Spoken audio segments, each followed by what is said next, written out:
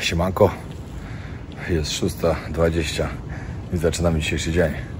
Jedziemy właśnie zobaczyć jeden z 7 cudów świata, czyli Chichen Itzę. I nie tylko.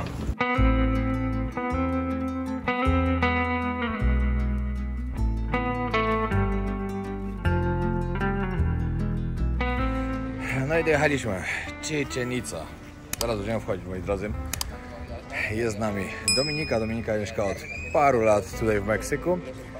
Dzisiaj będzie naszym przewodnikiem, pokaże nam dokładnie, powie wszystko to, co powinniśmy wiedzieć na temat tego miejsca. Dodatkowo pojedziemy jeszcze do innych miejsc. Zresztą Dominika mogliście zobaczyć już w poprzednim odcinku. Fajnie, mamy znakomitą pogodę. Huragan już przeszedł. Jest idealnie i zaczynamy ten super dzień. Tutaj możecie zobaczyć ogólnie, ile kosztuje wejście. Ale wiadomo, jak przyjeżdżacie, to raczej się idzie na wykupioną wycieczkę. To jest trochę inaczej, żeby wszystko było zorganizowane w całości. Zobaczcie, tutaj są wszystkie, jakby sekcja zwłok została przeprowadzona, więc stąd oni wiedzą mniej więcej, jakie to były osoby, które były poświęcane. Ale to nie był kto pierwszy, ten lepszy, tylko jakby były specjalne selekcje, dokładnie tak. Kto był poświęcany dla tych bogów. Dobra, zacznijmy od tego, do którego roku była zamieszkana Chichen Itza i co się później wydarzyło i jakie są przypuszczenia, że dlaczego została opuszczona właśnie. Prawdopodobnie szacuje się, że około 1200 roku zostało to miejsce opuszczone i właśnie nie ma, że tak powiem, jednego powodu. Mogło być ich kilka, mogło być na przykład niewystarczająca liczba wody do picia, a może choroba, a może jakiś konflikt, to też podatki, więc możliwości jest kilka. Zawsze mówię, wybierzcie sobie, która Wam najbardziej odpowiada i opowiadajcie dalej, bo nie ma jednego faktu, tak? I do aż 1846 roku Chichen Itza była pod dżunglą przykryta. Na szczęście w sumie, oczywiście lokalsi wiedzieli, że tutaj to miejsce istnieje, ale nie chcieli się podzielić nim tą informacją z Hiszpanami, bo Hiszpanie by wszystko zniszczyli, tak? Oni dosłownie rozkopywali, rozkładali na części pierwsze ich świątynie i z nich albo na nich budowali sobie swoje domy, haciendy i kościoły. Więc no tak przypuszcza się, że wyglądała właśnie Chichen Itza w czasie, kiedy Catherwood i Stevens, dwóch takich, jeden amerykański, jeden angielski podróżnik tutaj dotarli i zaczęli tutaj eksplorować. Co ciekawe, jeśli Was interesuje ta historia głębiej, to są nadal ich dzienniki dostępne z tych podróży, gdzie oni właśnie malowali tutaj to, co znaleźli i opisywali te swoje przygody. A my tak samo, skąd podróżnik odnalazł Machu Picchu? On też był Anglii?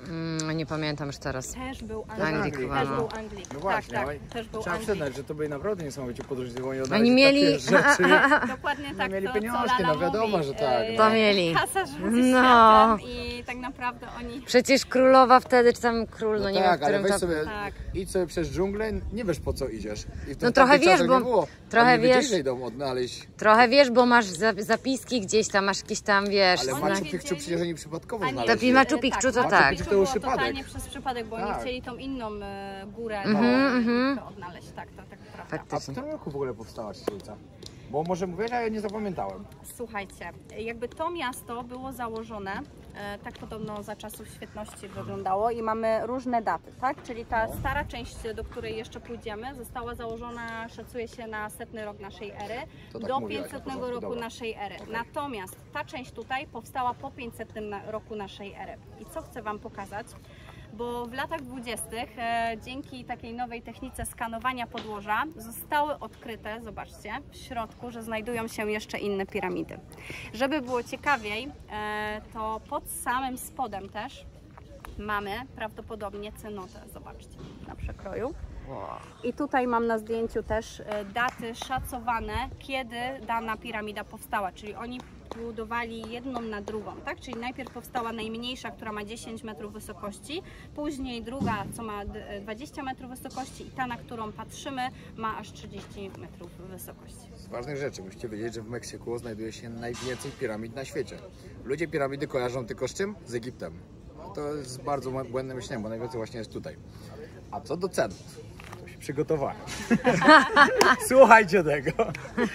Albo dobra, nie, to powiemy w cenotach. Dobra. Tak. Słuchajcie, co jest jeszcze ciekawe, to w tej świątyni tutaj drugiej został odnaleziony też korytarz, na końcu którego znajduje się taka postać.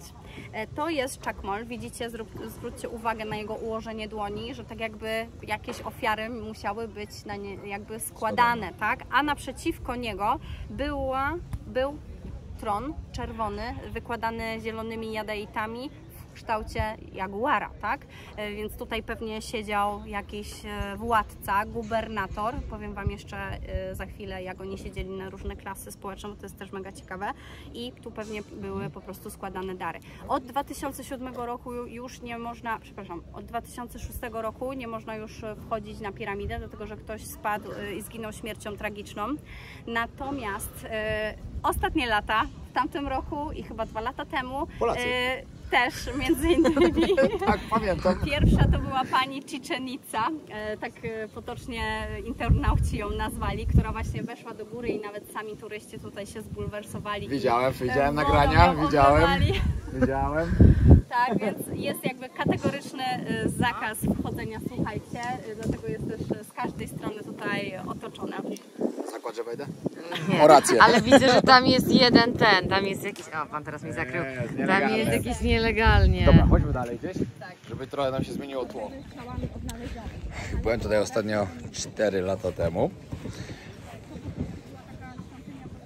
No i tak to zapamiętałem. Bardzo fajne miejsce.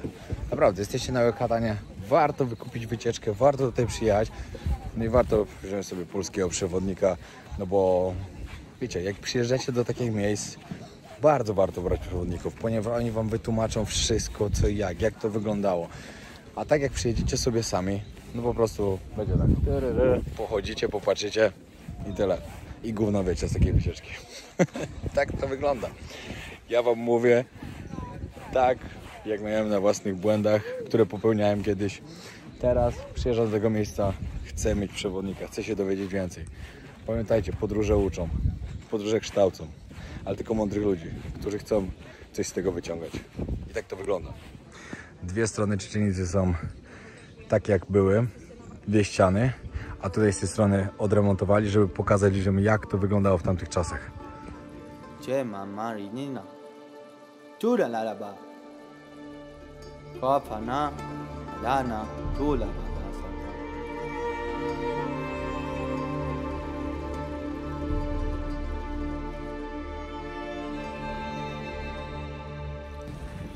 To wgłębienie tu pokazuje nam, że rzeczywiście pod spodem znajdują się te piramidy, które Wam przed chwilą pokazywałam. My jesteśmy jakby na tym poziomie, gdzie ta główna piramida się znajduje, ale poniżej mamy tutaj level niżej tą piramidę, która jest tam w środku i tutaj najniższa ta część, to jest prawdopodobnie na jakim poziomie jest ta najmniejsza piramida, która ona się tam znajduje. Oczywiście nie ma wejścia do środka, jakby jest jedno, ale nie można już wchodzić, tak?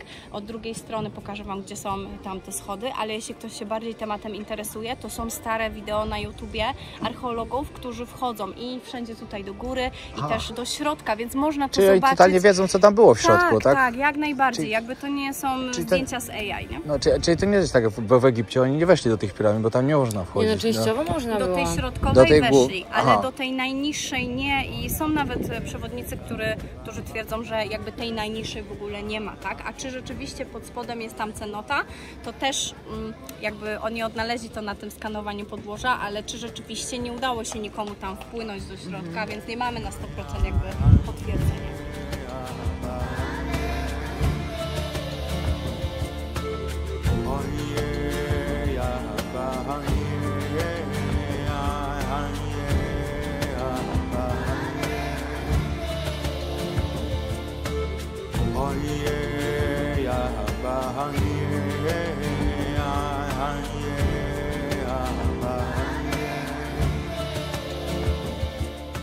Ta budowla, na którą teraz patrzymy, tak prawdopodobnie wyglądała za czasów świetności.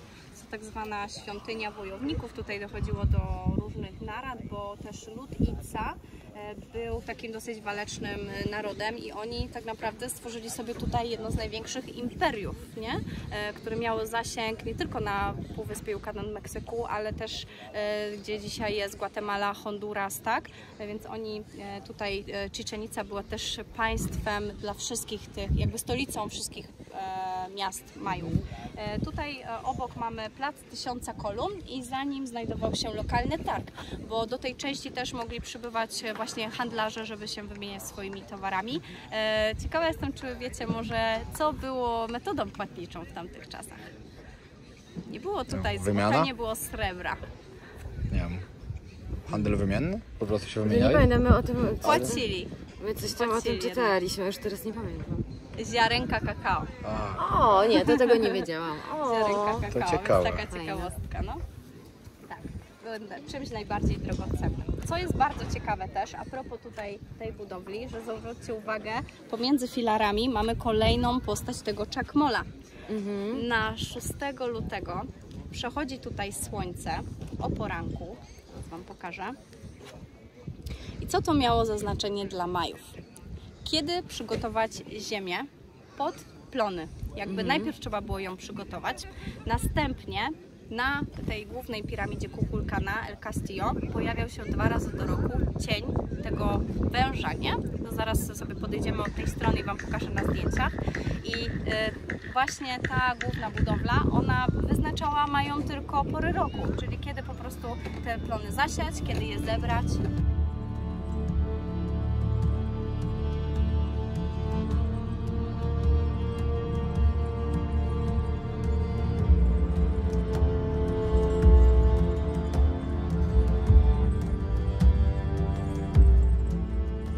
Tak, z takich ciekawostek jeszcze bym Cię wiedział o tym, że tutaj właśnie mieszkało około 25 000 osób. Mniej więcej tak to jest szacowane. Czyli co? Czyli można spokojnie powiedzieć, że oni tutaj rządzili tym wszystkim tutaj dookoła, co było, tak?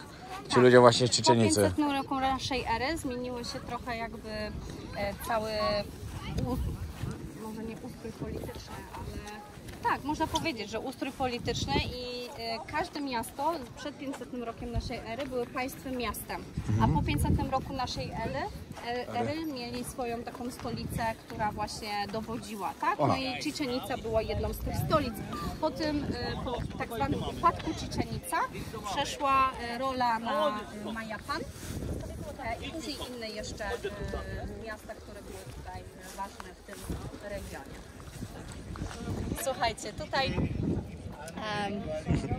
ten dźwięk, który za chwilę będziemy mieli okazję usłyszeć, to jest nawiązanie właśnie do boga Kukulkana, pierzastego węża, dla którego jest jakby poświęcona ta część Chichén Itzá. No i zobaczymy, czy ten dźwięk rzeczywiście pojawia się, jak my będziemy słuchajcie.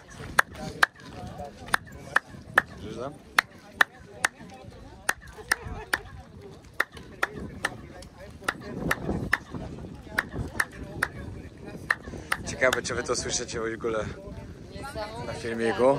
No. Ale Jak można tak zbudować, żeby to echo tak się... Co jest w ogóle bardziej niesamowite, że jak stanie się kawałek dalej, nie na wprost tych schodów, to już to ucieka i nie słychać tego. I czasami jest tak, że wchodzimy tutaj do Chichén Itzá i każdy klaszcze, a nie wiadomo o co chodzi. Staniemy w odpowiednim miejscu i wtedy ten dźwięk się wydobywa. Słuchajcie, podejdźmy trochę z prawej strony, to Wam pokażę, gdzie pojawia się słynny cień tego pierzastego węża. Pojawia w dzień równonocy, na 21 marca i 23 września. Ja akurat kilka tygodni temu miałam okazję być tutaj z moimi klientami. Pojawił się? Tak. Ale było pochmurno, bo on się pojawia od godziny 15 do 17 i niestety na 5 minut nam się, ale pojawił się. Czyli co to jest? Jeszcze raz powiedz? Zobaczcie, cień tego boga Kukulkana. Na 21, tak, dokładnie. Przez to, że mamy tutaj jakby 9 platform i słońce zachodzi dokładnie z tamtej strony, to ten cień pada po prostu dzięki właśnie tej skutkowej formie i pojawiają się tutaj, widzicie, takie trójkąty jakby tego węża, tak? Żeby było ciekawe, zwróćcie uwagę, że jest 7 jakby części tego węża. Liczba 7 to jest ogólnie na świecie też specjalna liczba i też nawiązuje na przykład do 7 wojowników i do tym największym gospodarzów pelotu. Dlaczego Chichen Itza jest też takim specjalnym miejscem? Bo dla Majów był to architektoniczny kalendarz, nawet dla nas. Możemy to sobie obliczyć, dodając wszystkie schody. Mamy 4 ściany, na każdej ze ścian mamy 4 pary schodów. 91 razy 4 plus platforma jakby ta na samej górze daje nam liczbę 365 i ile jest dni w roku kalendarzowym. Fajne. Tyle, że Majowie liczyli sobie to trochę inaczej, bo oni mieli 18 miesięcy po 20 dni, ale jest to też zaznaczone tutaj na tej budowli, tak? Zobaczcie, mamy tutaj 5 jakby takich ornamentów, tak? 5 razy 4 daje nam liczbę 20, a 18, bo mamy 9 platform po każdej ze ścian. Tak właśnie. Oni ogólnie teraz używają już normalnego kalendarza, tak? Tak, normalnego kalendarza. Natomiast pamiętacie pewnie tą słynną datę 20 grudnia 2012. To tak, było ich nie zakończenie jakby całego świata, tylko po prostu ich wielkiego cyklu kalendarza Majów.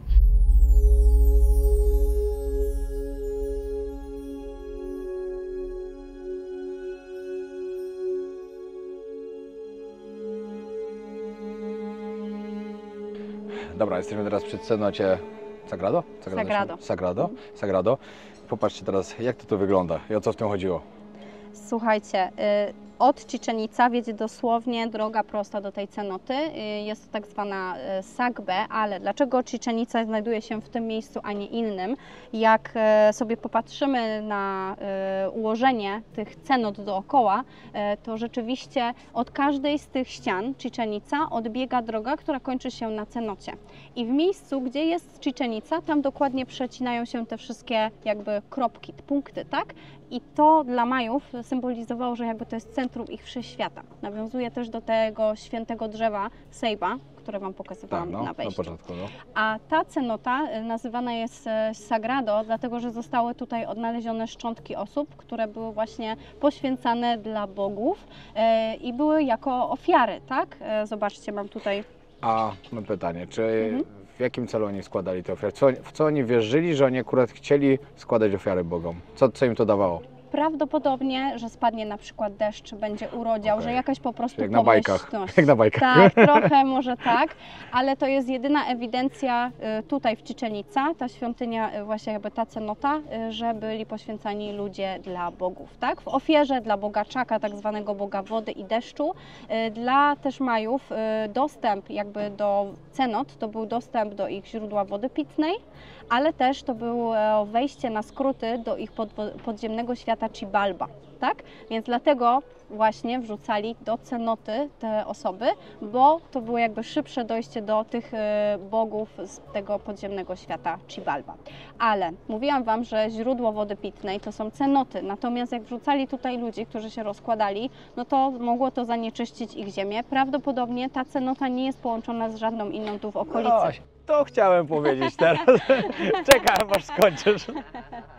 Tutaj jest właśnie jakby zasięg tego meteorytu, gdzie on uderzył i tutaj, gdzie jest ten czerwony punkt, to rzeczywiście było to uderzenie meteorytu. Wyginęły wtedy dinozaury i przez to, bo mamy tutaj cały na Półwyspie Yucatan skałę wapienną, to ta skała wapienna jest dosyć krucha, więc dlatego też zaczęło jakby ta skała się troszeczkę ruszać i utworzyła właśnie później te dziury, a pod wpływem podwyższenia się kontynentu, tak, że lodowiec stopniał i w ogóle deszcze, bo przechodząc przez te skały wapienne utworzyły się stalaktyty, stalagmity i stalagnaty. Tak, i później właśnie zobaczycie, jak będziemy... Aha, nie, wy widzieliście już to, bo to będzie w poprzednim odcinku. Będzie takie samo. To oglądnijcie poprzedni odcinek, jak nie widzieliście. Zobaczycie, jak pięknie wyglądają cenoty, jaki jest kolor wody tam i oczywiście się pokopiemy też. I już chodzimy i panowie po polsku mówią. Tanie jak barszcz, tanie jak w Biedronce. Pan teraz pokaże, jak oni wykonują te maski tutaj, bo oni te maski tutaj, które są cudowne po prostu. Oni je wszystkie robią ręcznie. To nie jest jakaś... Pan mówi po polsku, pan chyba z Polski jest. Polski. To nie jest jakaś chińszczyzna. Zrobienie, wykonanie takiej maski zajmuje kilka tygodni. Nie? On jest taki obrotowy to jest kalendarz tutaj. Maju, tak? Tak. A możesz powiedzieć, jak on działał? To jest trochę bardziej skomplikowane, ale postaram się. Tutaj na tej grafice może trochę bardziej będzie to wyraźne, że mieli jakby dwa takie duże kalendarze i one działały... Si, disculpe. Chciałam Wam piłkę pokazać, to za chwilę. Był kalendarz księżycowy, który był nazywany kalendarzem kobiety i odpowiadał 9 miesiącom, ile kobieta jest w ciąży. Połączenie tego drugiego kalendarza, czyli ten tak zwany mały. Ten mały, Ten mały. To jest Później okej. mamy kalendarz większy, tak zwany słoneczny i zobaczcie, że on po prostu działał tak, że każda ta forma, ona po prostu się co chwilę przekręcała w formie właśnie takich tutaj, jak my mamy piąstki. I po prostu chodzi o to, że ta jakby kombinacja, tak, ta kombinacja, ona się dopiero powtórzy po upływie 18 980 dniach. Wow. Co daje równowartość 52 lat. I mówi się, że właśnie ta data jakby zakończenia tego cyklu, tak, co miało być zakończenie świata, to jest właśnie zakończenie tego wielkiego kalendarza, tak? Więc to się tak przestawia, ale w tej samej kombinacji będzie dopiero po upływie tych właśnie 18 980 dni. W pełni z kauczuku, tak? Tak, w pełni wykonana z kauczuku, ale zobaczcie, jaka ona jest w ogóle skoczna, bo dużo osób się zastanawia, jak oni w ogóle mogli tą piłką przebijać. Zobaczcie, ja nic nie robię i tylko ją spuszczę, ona wróci do mnie, ona jest tak po prostu skoczna. No a wiadomo, jak odbijali tą piłką, no to musieli nią przebić tylko, to zaraz Wam wytłumaczę, tymi 3 częściami ciała przez obręcze, które są zawieszone na 7 metrach wysokości. Skała wulkaniczna, która jest dowodem na to też, że istniał handel wymienny między na przykład centralnym Meksykiem a Gwatemalą, bo tylko stamtąd można go pozyskać, ale do czego oni używali obsydianu? Na przykład do obserwacji zaćmienia słońca. Majowie byli tak inteligentni, że umieli to sobie rzeczywiście wszystko zaplanować i zróbcie takie ćwiczenie, przyłóżcie sobie do oka właśnie to szkiełko i popatrzcie. Wow. Ty, ja musiałem kiedyś być Majem w poprzednim życiu. Nie, no to na pewno. Jestem taki inteligentny. No. Dobrze, że Działa. nie z czegoś innego, dobrze, nie z ofiar do celu. Zobaczcie, to pokazuje też, jak to się maluje. Patrzcie, jak użył kwiatków. I tak kwiatkami maluje po prostu. Różne kolory i... Marihuana. Marihuana maya. Okej. El azul. Indygo. Wow. Czy to wszystko jest pokolorowane naprawdę naturalnymi tymi, czy to ściema troszkę? Quita la choque. Ściema pewnie No troszkę. to? Co? To? O to Ci chodzi, czy o co? Oni że twierdzą, że farbkami. oni tym malują. No. Oni twierdzą, że oni tym malują. To jest achiote. To jest taka przyprawa, która używa się tutaj do takiej potrawy jukatańskiej pollo pibil i cochinita pibil. Robi się z tego marynatę, a to jest papier ścierny. Oni tym polerują te maski. Dobra, gdzie teraz jesteśmy? Co to jest za boisko? Jest to największe boisko do gry w pelotę, tak zwane pok-ta-pok w całej Mezoameryce. Pelotę to było, grali tą piłką, którą przed chwilą Wam pokazywaliśmy, tą kauczukową. Pomyślcie sobie, że oni mogli użyć tylko barku, biodra i co jeszcze? I uda. I musieli trafić w tą obręcz, tam co tam widzicie, do środka. Czujecie to? Mogli użyć sobie tylko tak, cyk, cyk, albo udo i trafić w tą małą dziurkę. Szok. Jest ta bajka Eldorado od Disneya i tam pokazują. Albo w Iszkaret też na tym wieczornym show oni pokazują, jak rzeczywiście oni w to grali. Po ilu grali? Ile było osób w drużynie? Tutaj na tym boisku są dowody, że było 7 w każdej no tak. drużynie. Tak. I był jeden kapitan drużyny, grał na tych podwyższeniach. Jeden kapitan, drugi kapitan i tutaj na całym boisku byli zawodnicy i oni musieli do siebie podawać. Kapitan mógł tylko przebić. Wydaje nam się to niemożliwe, więc prawdopodobnie ta gra trwała, aż był jeden rzut i był koniec gry. Aha. No tak, no bo ciężko sobie to wyobrazić, żeby tu upadał gol za golem. To raczej jest niemożliwe. To nie jak w koszykówce, to raczej nie. Jeszcze jakby mogli używać rąk, jeszcze by to było możliwe. Wiadomo, że ciężko, ale byłoby to możliwe, ale także tylko barku, biodra i uda. Zobaczcie, tutaj mamy na tych glifach dokładną informację, ilu było zawodników w każdej drużynie, tak? Tutaj jest jeden zawodnik, drugi zawodnik, trzeci zawodnik, czwarty, piąty, Ciekawe, czy widać ten laser na filmie w ogóle. Bo jak... siódmy O, widać coś Nie? tam, no. Tutaj jest głowa, zobaczcie, on ma takie piękne kolczyki, tutaj kolczyk w nosie, usta. Ma taką pałkę i tutaj jest jedna teoria, że tą pałką mogli sobie podbijać tą piłkę, tak? Ale w drugiej ręce co trzyma? Głowę, z której leje się krew.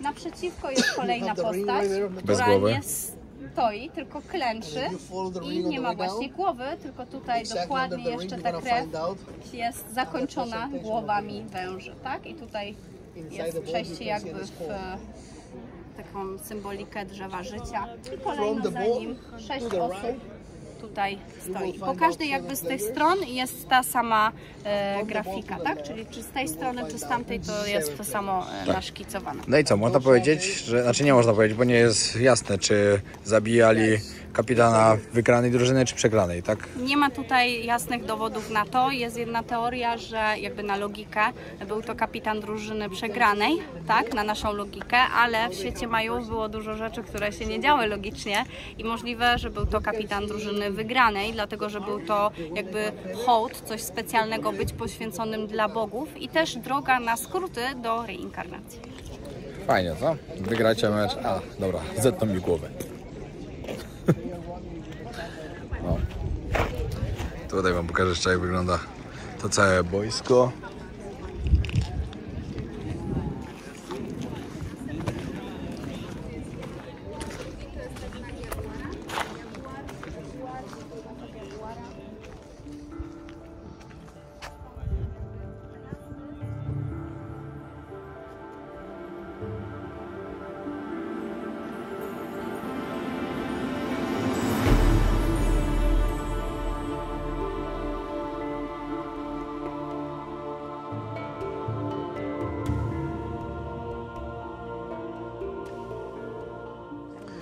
Patrzcie, tutaj jest nowa część, której podobno nie było, jak byłem ostatnim razem.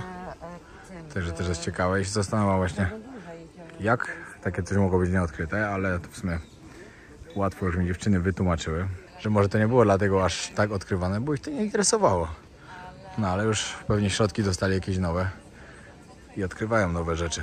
Tu jeszcze jest druga część, tutaj było obserwatorium, tam z tyłu jeszcze pałac, plus dodatkowo tutaj ta jedna część, to co odnowione widzicie, to jest to nowe, a tam z tyłu jeszcze też inne części, ale my już po prostu zbieramy się dalej, żeby was nie zanudzać. Ale jeszcze żebyście wiedzieli jedną rzecz, taką ważną. Właśnie tutaj znajdowała się część mieszkalna, tutaj właśnie gdzie jesteśmy, a tam gdzie jest ten główny budynek i tak dalej, to właśnie ta część cała ceremonialna.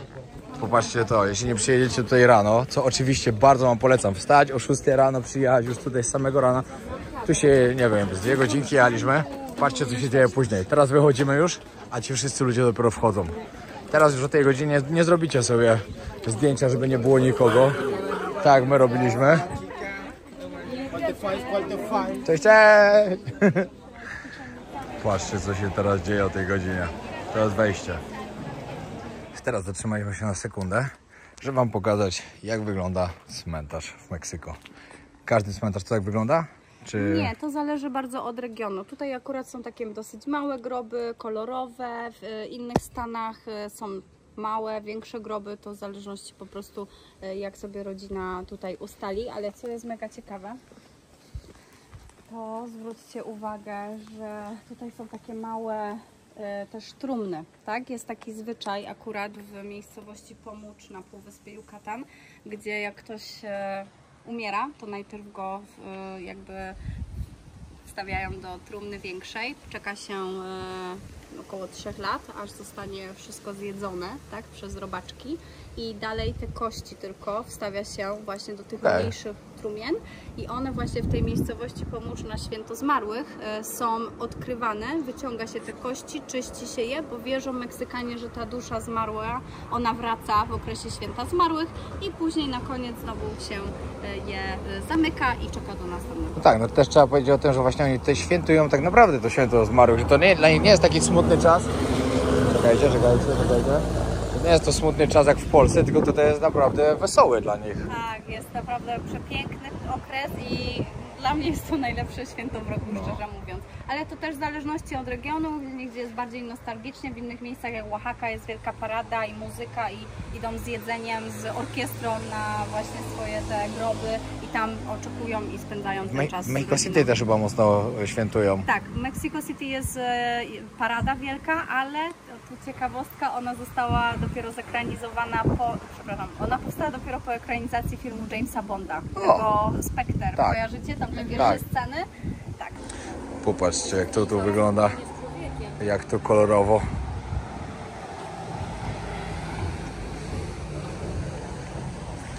Tak jak Dominika mówiła, no oni do śmierci tutaj zupełnie inaczej podchodzą, nie tak jak u nas. Też inaczej wygląda wszystko.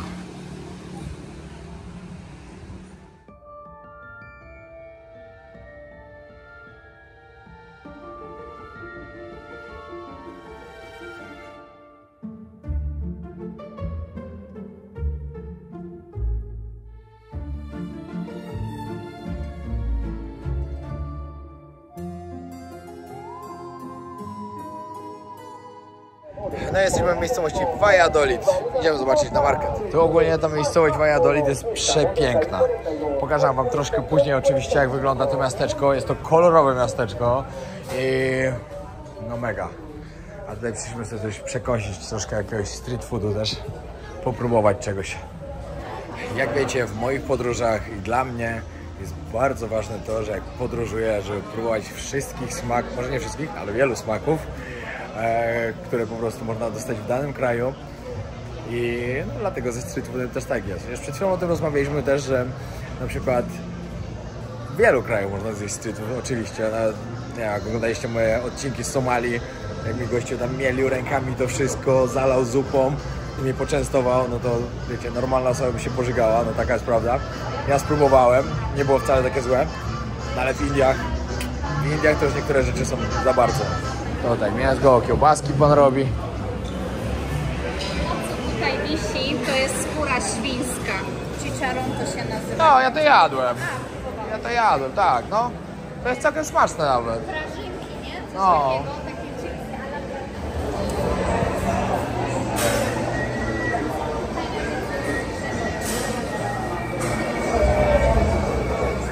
Dobra, na początku coś, to jest cebula, mięso mielone, jajko, awokado i różne. Z ziemniakami w środku.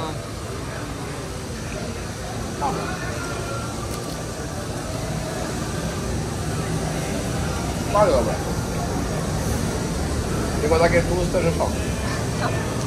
No bo to na głębokim oleju oni Dobra, próbuj drugie. smażą. No, opowiadaj, co tam masz. Tutaj jest to samo, tylko to jeszcze w tym placku jest fasola. Także zobaczymy, czy się cieszy. A, jest kurczak. To jest mięso mielone, świnka, a tu kurczak.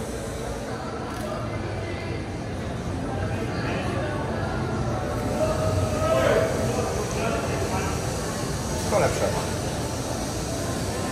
Ale dobre ogólnie? Dobra.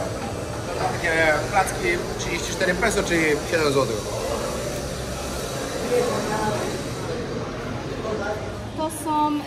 To jest kandyzowany mango w chili. Będzie to O. wam mega smakować na żelki, wszyscy po prostu się... To jest ciekawe. Ej, Tak, nie, to jest musimy ciekawe, spróbować. musimy spróbować koniecznie. I co jest też mega ciekawe, Majowie wynaleźli pierwszą na świecie gumę do rzucia. Do mycia jakby, żeby swoje zęby myć, nie? Więc tutaj z drzewa chicle się właśnie tworzy tą gumę do rzucia. Dobra. Zobaczcie, spróbujcie tutaj, to jest oryginalna czekolada.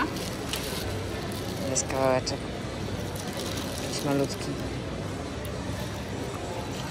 Trochę cukier czuć chyba, nie? O kurde. A w ogóle?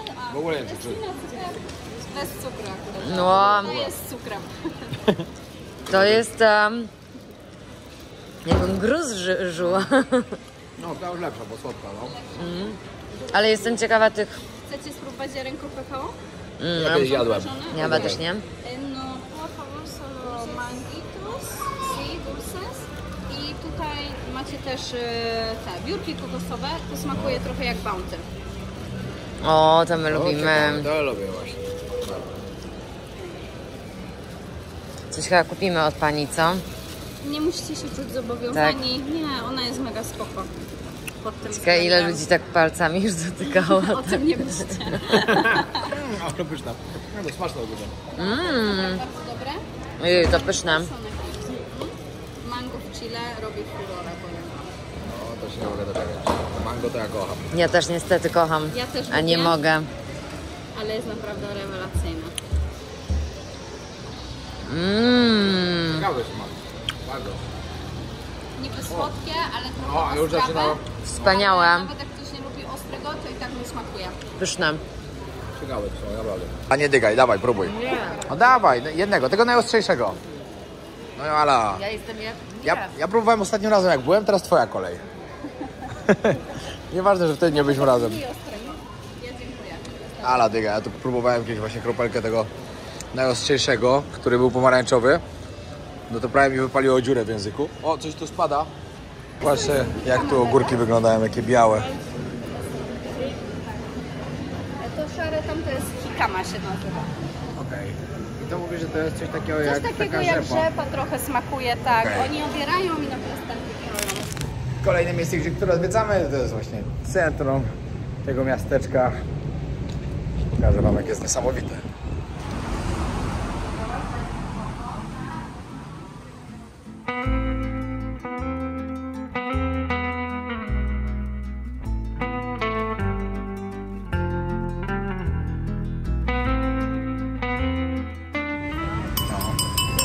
A zobacz, sprzedaje lody pewnie, co?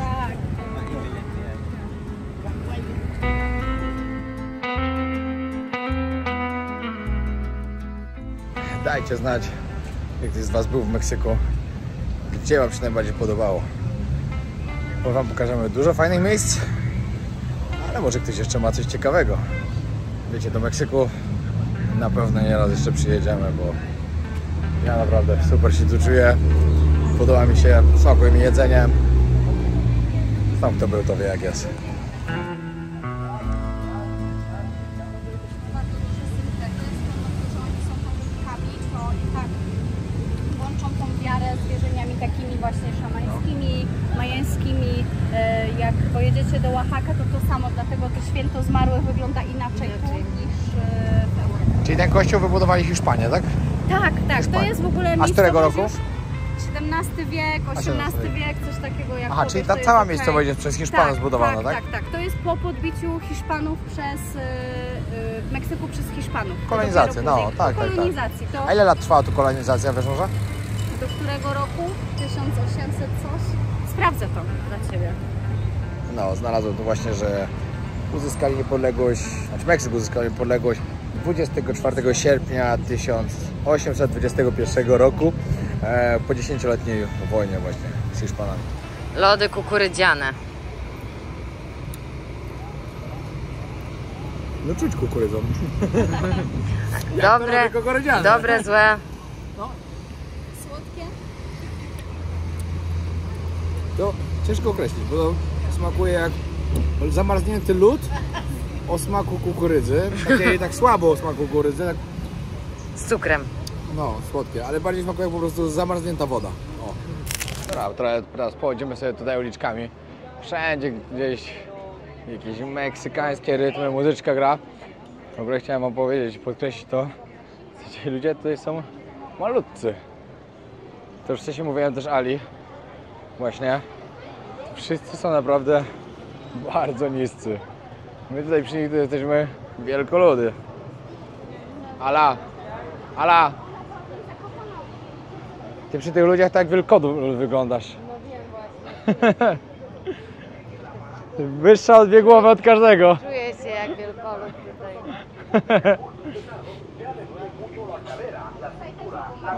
Różne dolegliwości, różne...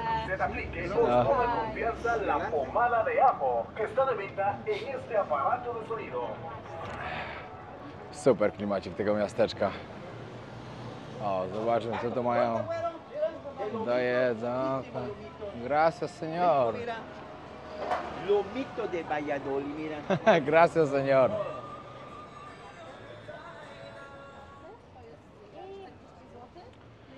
Tutaj się tak właśnie mówi, że średnie zarobki dziennie. Średnie, mówię nie najniższe i nie najwyższe, tylko średnie to jest 200 peso dziennie w Meksyku. 200 peso to macie jakieś 40 zł, to jest 10 dolarów dziennie ludzie zarabiają. Najniższa taka krajowa podobno to jest takie 2000 zł. Nie, to czekajcie, 2000 zł, 400... Nie, coś źle powiedziałem, to chyba jest duża już. Chyba, że 2000 peso miało być. I 2000 peso i właśnie, że to jest 400 zł, czyli 100 dolarów na miesiąc. Taka najniższa.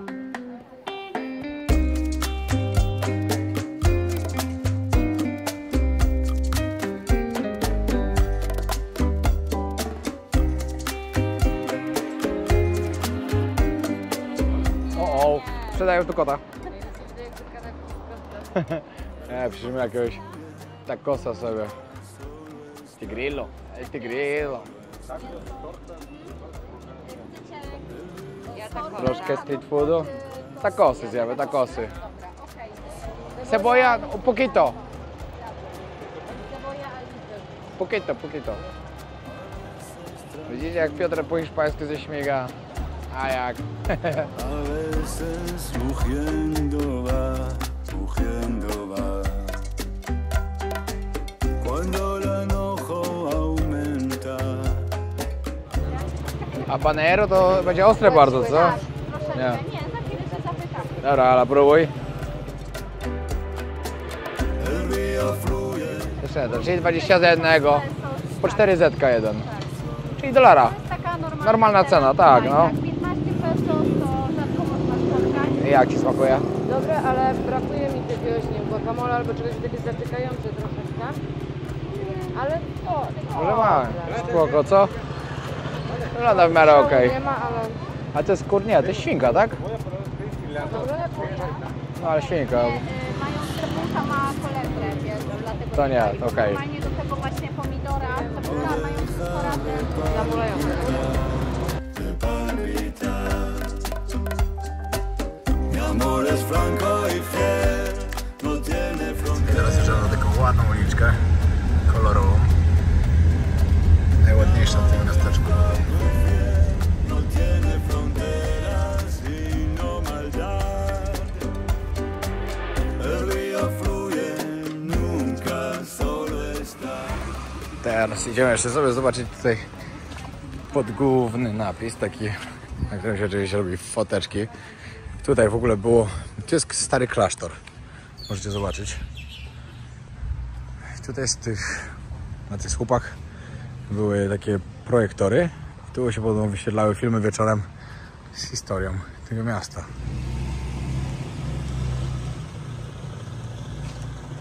No i teraz Playa Express. Podobno kosztuje tyle samo co Colectivo, a lepiej się jedzie. Bardziej wygodne. Tutaj w ogóle jest, to one z Ado są chyba, tak? Czy dworzec Ado to po prostu jest? Bo Ado autobusy ogólnie były 5 razy droższe niż Colectivo, a te kosztują podobno tyle samo. Także wbijamy, no i popatrz, ten jest dużo lepszy i dużo wygodniejszy. Zupełnie inaczej wygląda. No i dojechaliśmy znowu do Cancun, ale zatrzymujemy się teraz w centrum. Ponieważ jutro jedziemy na wycieczkę, a pojutrze stąd, właśnie z dworca Ado, mamy busa.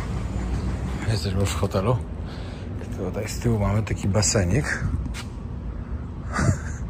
Zdjęcia tego hotelu są tak przekłamane, że po prostu szok. 3 razy nam pokój zmieniali. Do pierwszego się nie dało wejść, w drugim klimatyzacja nie działała, a trzeci jest pojazd. Centrum Cancun to już wygląda na taki Meksyk, jak sobie właśnie wyobrażacie Meksyk. Jak Meksyk z seriali. No patrzcie, taka uliczka ze street food, a w sumie to same słodkości tu są. Same takie naleśniki. To jest tu bardzo popularne. Hola. Czekaj, tak to wygląda. No, thank you. Co im może przykąszy ciekawego? Oni tu mają właśnie takie naleśniki z serem w środku. Żółtym serem w środku, a na zewnątrz słodkie. No i dobra, zamówiłem sobie takiego ostatniego z owocami, czekoladą i żółtym serem. Tutaj Juango tak smaży.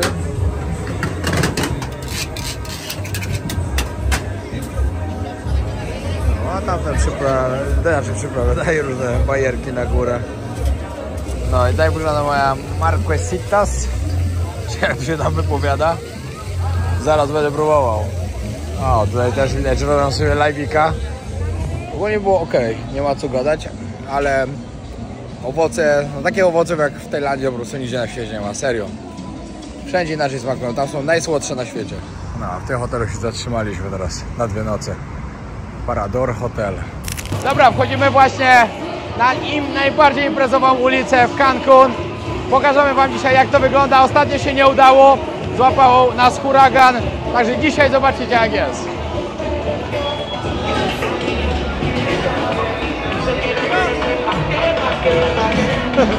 Dzisiaj pochodzimy i wam pokażemy, ale nie wiem, ile będzie słychać, no bo strasznie głośno jest dookoła.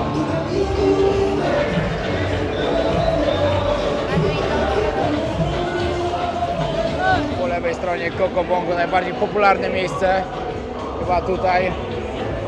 Fragmenty mogliście zobaczyć akurat w pierwszym odcinku. No, ale chciałem wam powiedzieć właśnie tak, jeśli za wejście do jakiejś imprezy, na przykład do tej, czy jeszcze innej, bo jest ich tutaj parę, wszędzie trzeba po $20 zapłacić. Dodatkowo w środku różne ceny, zależy od miejsca. I następne miejsca, ale też już trochę z inną muzyką.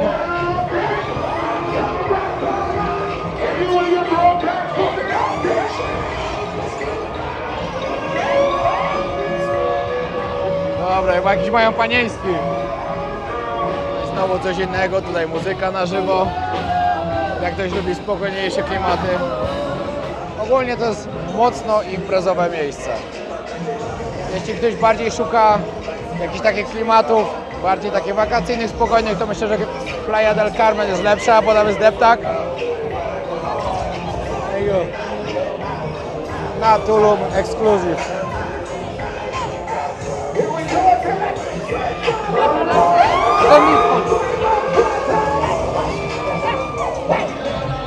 Se siedzi z piłką. Thank you. No i tutaj to Coco Bongo jest droższe niż Playa del Carmen. Thank you. Thank you.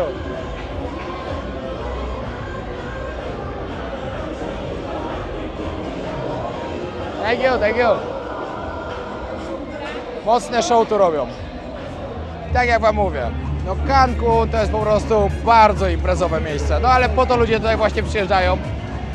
Nie dość, że wysokie stawki, no to wszędzie dookoła imprezy. Także spokojniejsze klimaty, na pewno Playa, a ekskluzywniejsze Tulum.